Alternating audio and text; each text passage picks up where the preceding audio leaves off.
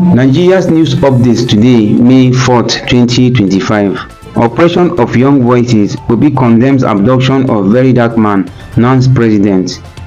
Senator Natasha denies allegations of bribery, says audio voice was manipulated to act Senate President Akpabio's script. Opposition governors reconsider move to APC. Reintegration of repentant Boko Haram fighters essential for national security, says NOA. Our inmates are well fed. NCoS denounces allegation of poor feeding. Mele Kyari dismisses arrest claim, says I served with fear of God. Summary of the news. Oppression of young voices. Obi condemns abduction of VeryDarkMan, NANS president. Peter Obi, former Labour Party presidential candidate, has criticized the arrest of social media activist VeryDarkMan, Martin Vincent Ose, calling it unsettling and similar to an abduction. The activist was arrested at the GT Bank branch in Abuja while addressing unauthorized withdrawals from his mother's account. Obi questioned the excessive use of force and lack of transparency, warning that such actions blur the line between lawful arrests and abductions, threatening national security. Senator Natasha denies allegations of bribery, says audio voice was manipulated to act Senate President Akpabio's script. Suspending Nigerian Senator Natasha Akpabio has denied bribery and blackmail allegations made by UK-based Nigerian businesswoman Sandra Duru, also known as Professor Mbeke. Duru alleged in a live stream that Natasha tried to involve her in a media plot against Senate President Akpabio, offering large sums of money, and falsely accused Akpabio of sexual harassment. She played audio clips as supposed evidence. Akpabio dismissed the claims as false and manipulated, accusing Duru of acting on Akpabio's behalf. This incident is part of an ongoing political feud that began when Akpabio accused Akpabio of harassment in February 2025. She was later suspended by the Senate, leading to nationwide protests and a failed petition for her recall. She promises a full response to the latest allegations soon. Opposition governors reconsider move to APC. Some opposition governors in Nigeria who were rumored to be defecting to the ruling All Progressives Congress (APC) have reportedly abandoned the plan.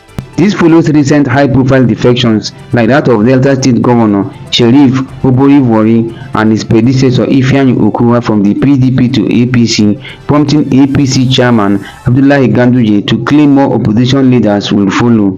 However, governors like Peter Mba Enugu, Dauda Lawal Zamfara, Caleb Mutfwang Plateau, Ademola Adeleke Osun, and Alex Oti Abia have publicly rejected defection rumors, affirming loyalty to their current parties.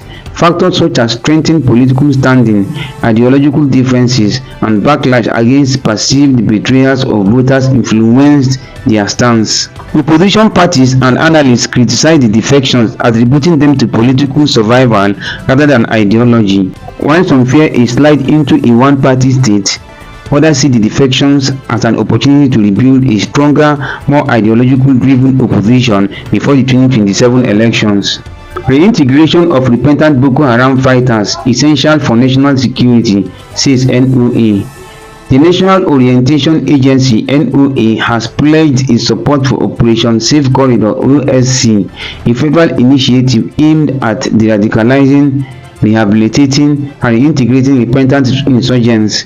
During a courtesy visit by OSC coordinator Yusuf Ali on May 2nd, NOA Director General Lanre Issa Onilu acknowledged past misunderstandings about the program but now recognized its value for peace and security. He emphasized that many beneficiaries were coerced into insurgency and highlighted the need for community support to aid reintegration. Ali also stressed addressing insecurity through both military and non-military means and called for efforts to combat stigma and misinformation. Our inmates are well fed. NCoS denounces allegation of poor feeding. The Nigerian Correctional Service (NCoS) has denied recent allegations that inmates are poorly fed, calling them false and misleading. Spokesman DCC Abubakar Umar clarified that such claims are recycled and meant to stir unnecessary controversy. He emphasized that the service adheres to the National Correctional Service Act of 2019, which mandates proper nutrition and welfare of inmates.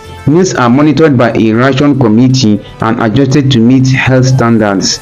In response to inflation, the federal government recently raised the daily feeding allowance to 1,125 naira per inmate. Umar also noted that independent bodies regularly inspect custodial centers and their findings do not support claims of mistreatment. The service reaffirmed its commitment to upholding inmates' rights and dignity.